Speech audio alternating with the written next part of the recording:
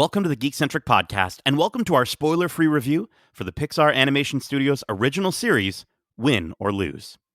No matter what happens, you're all winners. Tonight is our moment for redemption.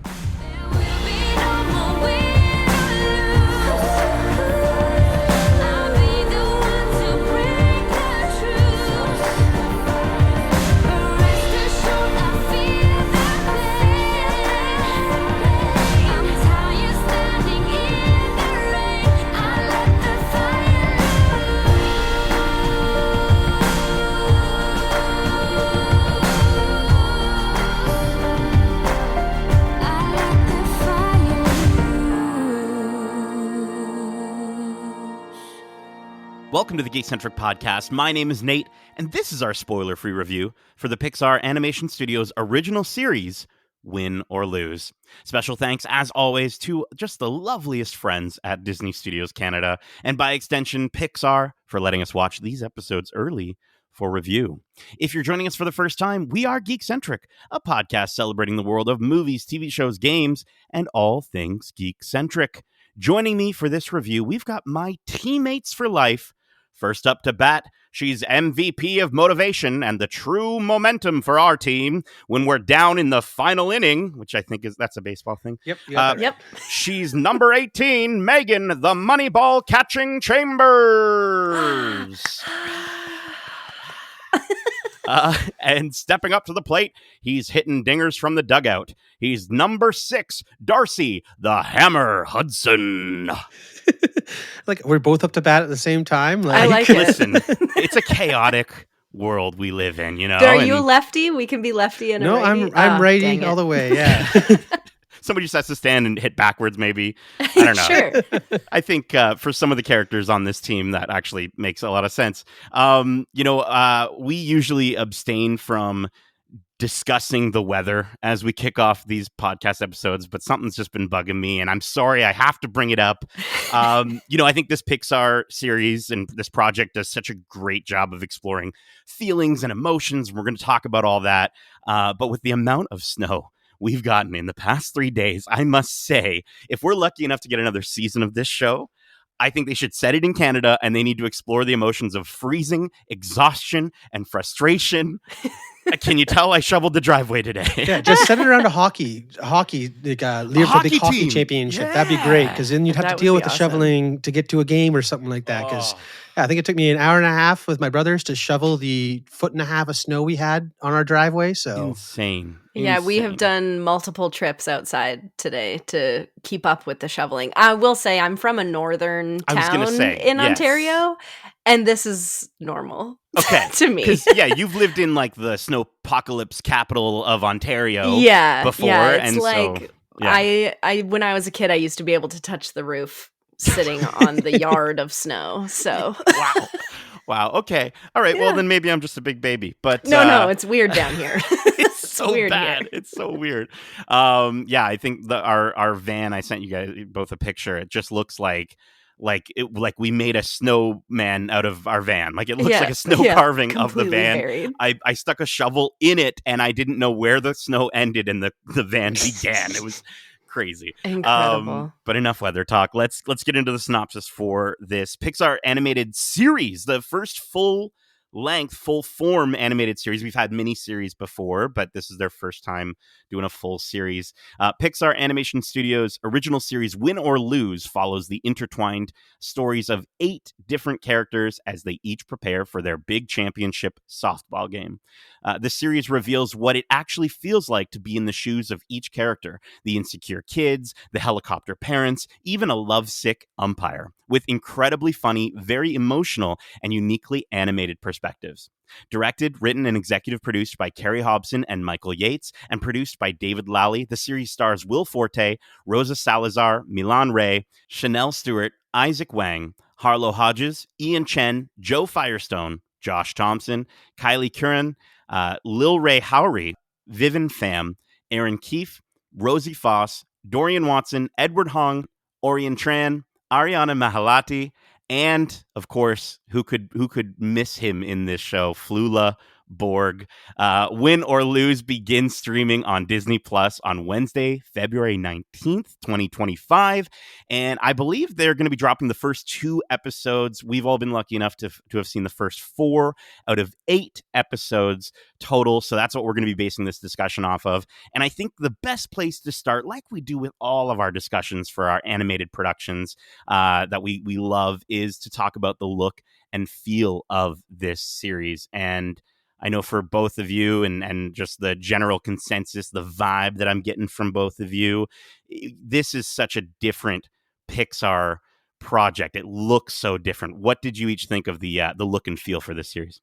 Yeah, I mean, right off the bat, I got to say I love the character design because it is a step away from the typical Pixar look that we're so used to.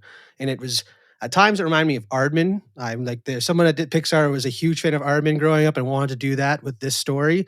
But then other times I'm getting flashbacks to, more recent Disney animated shows like Amphibia and Gravity Falls and stuff like that, where it's very one type of character design, and you can see all the different shapes and sizes they use to bring these characters to life is so fun and so Disney, and I love it.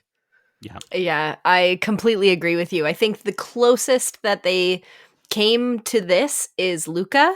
Mm-hmm. They used a lot of that 2D like side profile stuff and broadened their character design more and just went even further with this show. I absolutely loved every single one of them. Each character looked different. They had some characters that sort of looked similar to show a feel that they were going for, or a personality that they were going for. So people would kind of like fit into these boxes, which I thought was so, so cool. Yeah. And I think the other part about it is like, you can that a team is just so talented like Pixar when you look at a character's hair, the amount of different types of hair that we're getting in this show, and just how like there's a young girl, I'm trying to remember her name, I think Lori, in the first episode, and she's let's just say she's stressed as all heck, okay? And her hair is stressed as all heck. It is the most frizzy looking hair. But no, I think that that's an immediate way that you can tell. But you're absolutely right, Darcy. I love the different shapes, the diversity and the amount of different people and kinds of people that we're getting. Again, all shapes and sizes. I think that's what Pixar does best, right? Is finding a way to connect with as many audiences as possible. And the fact that we've got such a large cast of characters really helps to do that in terms of the look of them.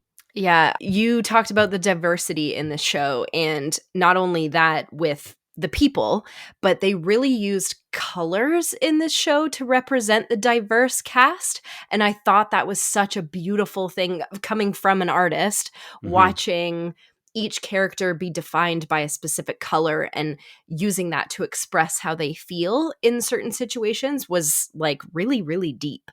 And I think I thought they took it even further too, and past the characters and brought it into the episodes as a whole, and kind of like almost doing the thing we talked about with Marvel and Star Wars, doing these genre explorations. But this one kind of does it in their own kind of vibe, and I love the way that every episode feels different, and it's because it's a different character telling the story, or almost we're following a different character through their point of view and stuff. And it's the way they really nail how each character sees the world is really cool. Yeah, and I think the way that the world also adapts to the characters and the way they're feeling is so impressive. And I think, it's funny because that's one of the things that they absolutely nail and I think sets this show apart. But at first, I was a bit taken aback by it. I didn't quite know how to understand what was going on. And I think it kind of put me off a little bit, literally in the first episode, because if a character is stressed, the world reacts, right? It gets darker. If they're happy, it gets brighter. And I think in the first episode with Lori, who is the coach's daughter, she is holding back a ton of anxiety. And she's also overcompensating so much for that anxiety and kind of holding so much back. And the interesting thing about that is the world around her in those first few scenes that you're going to see in this series are almost too bright, to the point where I thought there was something wrong with my TV. I'm like, what is up with the contrast of this show? This looks so weird. I don't fully understand it. And then as you go through the episodes, you very quickly realize just how purposeful that is. And I think it's just such an incredibly creative tool that Pixar has utilized for this show. And it's like, bro, how many incredible ways of storytelling do you have tucked in that studio? And it just really does set this show apart. It's just absolutely phenomenal. Oh my God, yeah. And I even think, we're talking about look and feel. The feelings that I felt during this show, I would akin to watching Bluey. It sounds weird, but I've never experienced animation that really handles such real, grounded, relatable subject matter in terms of what these characters are experiencing. And as much as we want it to be all ages, and it absolutely is all ages, Pixar makes stuff for families. So to be able to show young audiences things like what happened in real life, but being able to communicate that to someone who maybe hasn't experienced those things before, especially this, I don't even we can't spoil it, but there's specific things that happen to specific characters that I'm like, I don't think I've ever seen that represented in this capacity before. Of course, Pixar is going to be the one to do that, though. And I think it's really cool because, again, when we were first told about this the series, and they were saying it's following a team's week leading up to the final championship, I was kind of like, oh, we're going to follow different kids. And I think what's really cool is that the show takes time to explore more than just the kids on the team. It's exploring, like you said, there we get an umpire story. We're getting a story about a mom on the team and all this stuff. And just the way that they're bringing all these perspectives together in this really cool anthology way, I think is it's really refreshing. And again, there's really making a statement with this first series from them that they can tell longer stories focusing on specific characters. I think it's really cool. And I think the change up in the animation styles as well. Darcy, you mentioned the idea of how, oftentimes we love seeing these anthology stories that play with different themes or genres. It definitely does that, but I think also with animation styles. And we talked in our review of Turning Red how we love that Pixar was able to adopt some stuff coming from anime, or even we love whenever we see elements borrowed from the incredible Sony animated side of films with Mitchell's versus the Machines or the Spider-Verse series, and just getting to sort of see them play with that. But I think the refreshing thing with what they're doing here is it's not just a one-off in every single situation with some of these alternative animation styles. There's a specific moment, for instance, or a couple moments where we get to explore the DMs in a character's phone. And the way that they do that is we get to see sort of a Tron world with like a almost chibi-like version of the character. Think like the souls from Soul. Very similar sort of style, right? But the fact that, like, I think a lot of studios would sort of do that as a one-off, but here we actually get to see it happen a couple of times, or the way that they'll represent things to almost look like a video game happen a couple of times. And it's really, really refreshing, because I think, again, with a lot of really talented teams out there, they're like, okay, we did it once, that's good enough. But Pixar is here to say, no, we're creating a visual language that's going to set this project apart, and that is all a part of it. Yes, the visual language. I think with the whole time I was thinking, like, this is the little technological universe that we see these characters in. So they're creating different worlds to represent different ways of communicating or showing people's perspectives, which is so, so cool. Yeah. And lastly, on look and feel, I just want to mention the music is banging. So good.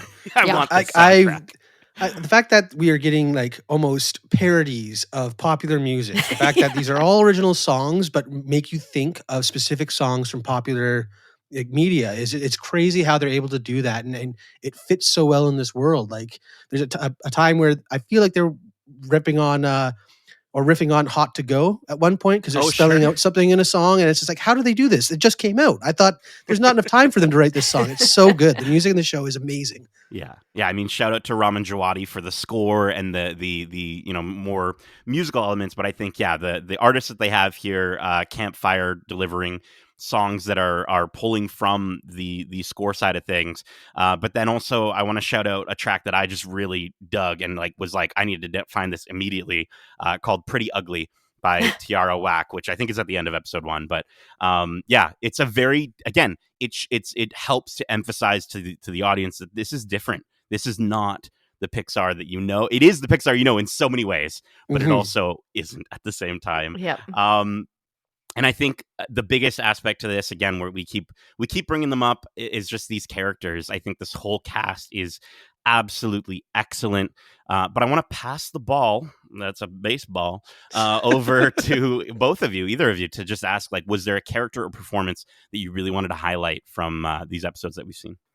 I mean, we all know Megan loves an accent, and oh yeah, the one character that really shone for me was Frank. I think he really showed an interesting perspective, and the actor who played him, Josh Thompson. Thank you. Josh Thompson was absolutely fantastic. Of course, we know him from other things that he has performed in before, but or at least I do, because I watch a lot of New Zealand and Australian shows. He really captured that character and all of the layers that come with Frank. It was really beautiful to watch his story. Yeah, I mean, I would probably have to say the 4 episodes we watched, the main focus of these episodes, they all are so strong in it. We like Rochelle's episode is incredible. Laurie's first episode is a great way to set the tone. Yeah, and then getting Rochelle's mom's point of view. The 4th episode is just with Vanessa's story. It's again the fact that we're getting the time to explore these characters in depth like this, I think, makes them stand out so strongly on their own, because we have the time to understand where they are during this week. It's so good. Yeah, Frank, Josh Thompson, you mentioned Megan. Yeah, New Zealand, they actually worked on a bit of a backstory that we don't really get to see, but it is there in the visual storytelling, which is that his mom was British, and so in the house you see like frilly dolls and plates and things like that, and then his dad is Maori, and there's Maori pieces on the wall, and so it's that element of like this tough exterior with the softy on the inside, and oh man, you just feel so much for that guy, and I absolutely adore him. I mean, Flula Borg, I mentioned when we were listing off the cast. He's not in it for a ton. He's in that episode specifically, but he's a janitor. He's like all the animated. What's up with animated janitors? How they just know everything. They're always so capable. Like, it's just so strange. Because they clean up everybody's trash, man. The trash doesn't hide any secrets. The trash tells all. But I have to also shout out Rosa Salazar, Vanessa, who is the hardworking single mom. I fell in love with Vanessa, you guys. Like, I love her. Like, I'll do anything for her. And she's so endearing, and albeit she's a little irresponsible, but what 30-year-old isn't, you know? She's an influencer with a community of followers, and she pays a bit too much attention to them, but at the same time somehow still stays so connected to her kids. And there's a moment where she comments on a kid's height, and she's shocked and just says, "OMG, it's a man-child." And like, I immediately... that was the moment for me. That's where, okay, I'm like, she's got my heart this Valentine's. I just think it's moments like that where we get to see this cast deliver on so many funny things, but how rapidly in tone they're able to just shift over to the drama side to get the super mom of Vanessa, and to get those deeper moments with this whole cast. I just think they do such a good job of moving between both sides of this story and these stories. And yeah, they're just... all of them. There's too many amazing people to name on this cast, but yeah. Yeah, if we were talking about all of them, we'd be here all night. So. Oh my god, yeah. Yeah, we'll be Quick shout out to the anxiety blob, though. Oh, yes. Shout out. If you've watched a trailer, you know about anxiety blob. That thing was so horrifying. That's a bit of the story. We're not going to get too deep into the storylines. We're going to try to keep things a little spoiler free. But again, with this being an anthology series, there's not too much to really spoil. I think with this being an anthology style, it's different than what you might be used to with an anthology, right? Like, where normally with a lot, especially the more recent anthology stuff that we've gotten from on Disney Plus, in the animated side, even it's almost like multiple characters in different stories. Whereas this is multiple characters all in the same storyline with their stories tied together. And I think in episode 1, I was caught off guard by that as well, where I was watching that and I was sort of taken aback, like, but why is that weird thing happening in the background? What is this thing with this kid talking about a chicken or whatever is going on, right? And there's these little things happening where it kind of threw me off a little bit, and there's literally no context for it. But if you're feeling that way watching this first episode, wait, because it is so instantly rewarding when you get to the next episode, 2 or 3 or 4, and you get to see the moments that you saw in the previous episodes happening in the background of those episodes. And it's, as a fan of mystery box shows, I love that. And I love that we've got a mystery of like what's going on with this lead up to the big game. But at the same time, it's not too out there. Like I'm not imagining something out of this world necessarily, maybe, but it's one of those things where it's like, I just think it's so rewarding to have a mystery box element in the way that they're telling the story. Mm-hmm. What I think was the weirdest thing when I was watching it was that I was thinking of the Arrested Development season where they kind of did the same thing where each episode was following a different character, and then in the background you kind of see them pop in and out, and eventually you get the payoff of their story later on. And that's very much what's happening here. Like coming into it, it's an anthology series, but these are all in the same week in the same time frame, so there is going to be overlap and different points of view, which I think is so cool, and it is so rewarding to watch. And again, like you said, you pick up those little things in the back, and then when you see later on from the actual perspective how, oh, the background was just what they kind of made up, but their point of view is completely different type thing. It's really cool how they play with that. Again, like I said, you're excited to find out why things are happening in the background. Yes. Oh, totally. And I also think they really did it perfectly. It's a beautiful way to show perspective and to understand that everyone is going through something all the time. And you'll never really understand because it's their perspective on the world and it's their situation.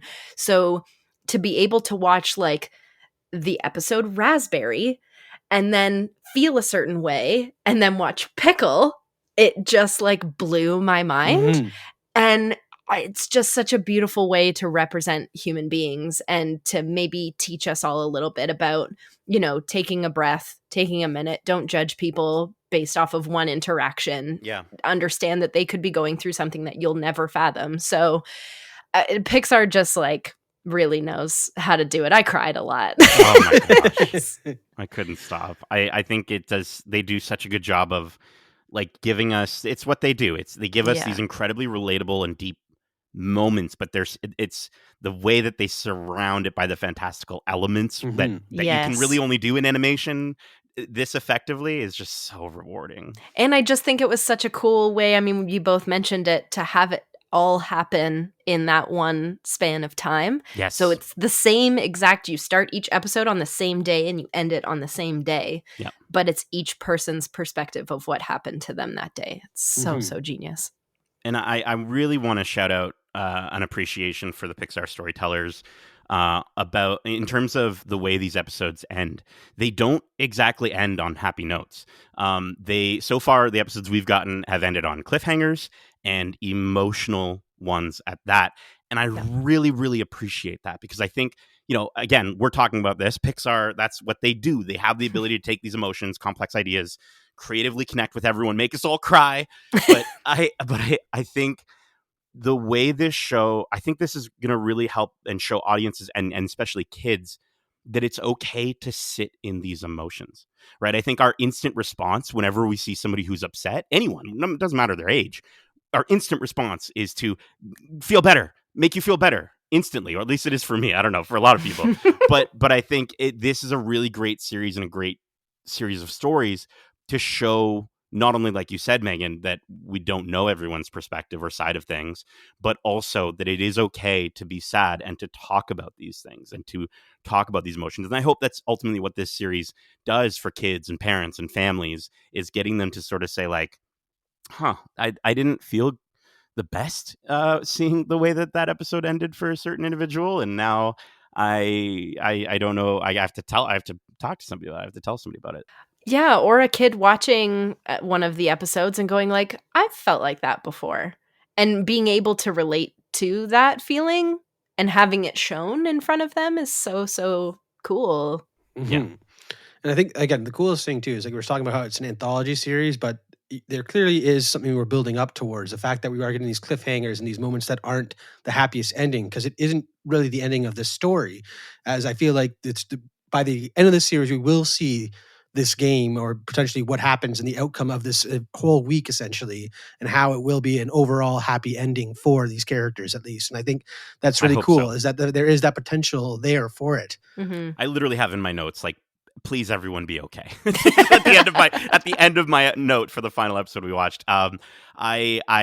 I do hope we do get another season of this show, and I love that idea, Darcy, is that it does end with a resolution, and then I would love, please, Pixar, listen to us, set it in Canada, like set up a hockey game. Maybe that's treading a bit too much on the most recent hockey game we got to see from Pixar, but I'm just saying, like, a whole different group of people. I was talking to Justin, who's going to be editing this episode, about kind of his ideas, and he's like, a whole different group of people, a whole different, but following the same structure.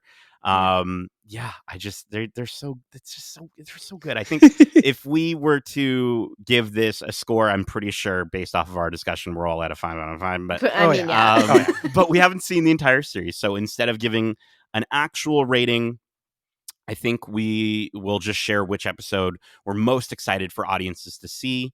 So Megan, why don't you pitch your first thoughts? Okay. My first thoughts. Well, my favorite, it's hard. I am tied between two. I literally couldn't pick one. Yeah. But I like them both for different reasons. Coach's Kid, I relate to the most. Yeah. But Raspberry, I know people who have been through that. Yeah. And still go through that. And it ripped my heart apart to watch that episode. So, like, I think I'm most excited for people to see the anxiety blob, and then also to watch what Rochelle goes through, and, like, to understand that that's something that people deal with all the time. Mine, I mean, I'm going to say episode 2, Frank, Blue, whatever it's called. That second one is just, it's so much fun. Just, again, maybe it's the accent that does it for me too, because just listening to him talk about his problems and just, the way he goes through this week is so much fun to watch. Yeah. That was going to be the one that I was going to go with as well, but you know what? I can't ignore her, my love. I'm going to go with episode 4. I think Pickle, it follows Vanessa, and she's got to balance her life as a mom and influencer, but she can't keep a job. And I think, to something you said earlier, Megan, I was not a big fan of Vanessa. I don't think anyone will be a big fan of Vanessa in episode 3 that you called out, that follows Rochelle, her daughter. But the way they turn you around is so good, and she's so endearing and hilarious. And I just was like, I went from, like, I don't know how I feel about that character, to, like, just head over heels. Yes, I will die for Vanessa.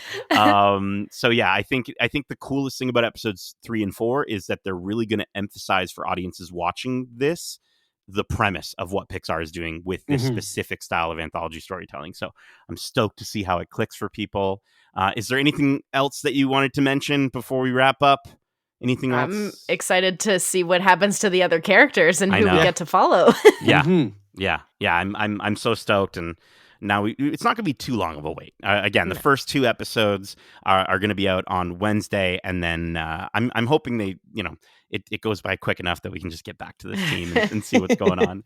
But that is it for our spoiler-free thoughts on Win or Lose episodes 1 to 4. We hope you enjoyed those thoughts. And if you did, make sure to subscribe to us wherever you like to listen to podcasts, if you haven't already. And if you want to write into the show with your thoughts on this series or any of the shows or movies we cover, well, let me just hit a home run into the outfield so Megan can catch it to let you know how you can reach us. And then you don't get a home run. Well, no, but if we're on the same team, I don't know how baseball works, okay? Yeah. Can you tell how little baseball there is in this show? You hit a pop fly into the deep field so that Meg doesn't have time to run home or something like that. There you go. And then while I'm not running home, I can tell you that you can find us on wearegeekcentric@gmail.com. That's wearegeekcentric@gmail.com. Or you can find us on Instagram at wearegeekcentric, or on Twitter, because I refuse to call it the other thing. Yes. At geekcentricyt. Yeah. And on TikTok as well. We're on TikTok. Oh, yeah, that too. Don't Is forget. it We Are Geekcentric there? I think so. Cool. I'm pretty sure. Yeah. You'll find us. You'll find us everywhere. Keep in mind, we have a ton of other great episodes covering the latest in movies and TV shows, including our recent spoiler-free reviews for Marvel Studios' Captain America: Brave New World, Invincible Season 3, Love Hurts, Mythic Quest Season 4, Your Friendly Neighborhood Spider-Man, and Severance Season 2. It's crazy. We're only in February, and we've got so much. So many things. So much. We've got some great interviews to check out now, like our most recent interviews with Julius Ona, director of Captain America: Brave New World, and Giancarlo Esposito, who plays Seth Volker, Sidewinder in the film. Justin chatted with them about what it was like working on an ever-evolving production, as Giancarlo was brought in a little bit later in production. He also got to talk to Giancarlo Esposito about what it was like when he took us to church at Fan Expo Canada. And there was some fantastic interviews. Justin did such a great job, and it was so delightful to see him just, letting our preacher, our father, Giancarlo Esposito, know how impactful he is at these fan events. If you want to check out those interviews, of course, you can listen to them on your podcast service of choice, but you can also check them out over on YouTube at youtube.com/geekcentric. We've got a lot more to look forward to in the coming months and throughout this year, including our thoughts on Daredevil Born Again, as well as maybe some other stuff going on with that. And we've got a lot more. I'm just going to say this right now so that we have to do it, okay? It has to happen. Think of this like maybe I'm saying this in the background of one episode, and in the next episode you get to see the results of it. We are going to be bringing back This Week in Geek. We're going to be bringing back games to the podcast as well. And in fact, we've already got 2 This Week in Geek episodes out for 2025, including our Netflix What's Next event recap and our Super Bowl trailer reaction episode. So go check out those episodes, give them a listen, and look forward to more This Week in Geek episodes where we talk about the latest in news and geek culture and just all things geek-centric, as well as our annual Oscars predictions and reactions episodes are going to be coming up as well, and a ton of stuff. I mean, Andor is going to be happening. Darcy and I and Kevin are going to be in Japan while that happens, but we're still going to be covering Star Wars Celebration. We're going to have a recap for that live from Japan. Well, it won't be live. Like, we're going to record it. We're going to be more alive than ever. On location. We're doing it there. Yes. Yeah. So if we can dig ourselves out of the snow, we will be making our way to Tokyo. Megan, Darcy, thank you, as always, for joining me for this winning review and discussion. And as we say, love ya. Laters. Bye.